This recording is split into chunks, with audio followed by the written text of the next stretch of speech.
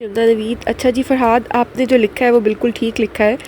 Like आपकी English के हिसाब से अगर मैं देखूँ, आपके आइडियाज़ को देखूँ, आपकी कोहेरेंस को देखूँ, आपने प्रेजेंटेशन को अच्छा करने की कोशिश की है, मार्जिन लाइन लगा के लिखा है, गुड। अपनी राइटिंग को भी इम्प्रूव करें, ठीक है। ये चीज़ें आपने पॉजिटिवली इसके ऊपर काम किया, शाबाश फॉर देम, ठीक है। अपनी राइटिंग को इम्प्रूव करें। अच्छा, दूसरी चीज़ ये कि अब आपने जो भी लिखा हुआ चीज़ें ठीक लिखी हुई हैं, ठीक है, लेकिन आपने पैराग्राफ के फॉर्म में भी लिखा हुआ है, गुड। आप उस पॉइंट को समझ के जो मैं आपको कहना चाह रही थी कि इंट्रोडक्शन लिखें और कंक्लूजन लिखें और एक ही बॉडी पैराग्राफ लिखें, ताकि मुझे पता चले आप पैराग्राफ्स कैसे लिखते हैं, इंट्रो और कंक्लूजन कैसे रहते हैं। शाबाश, आपने उन चीज़ों के ऊपर अमल किया है, गुड।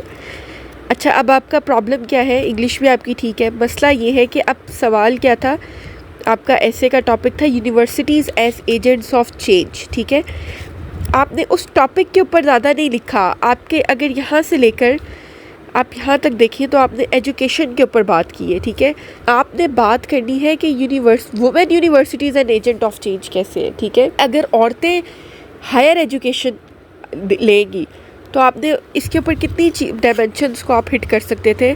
अब मैं जो आपको बता रही हूँ, आपने इसको गौर से सुनना है, ठीक है, और आपने उन चीज़ों के ऊपर देखना है चीज़ों को कि अगर वुमेन यूनिवर्सिटीज़ से निकलेंगी पढ़ के तो वो as a doctors, as professors, as politicians, ठीक है,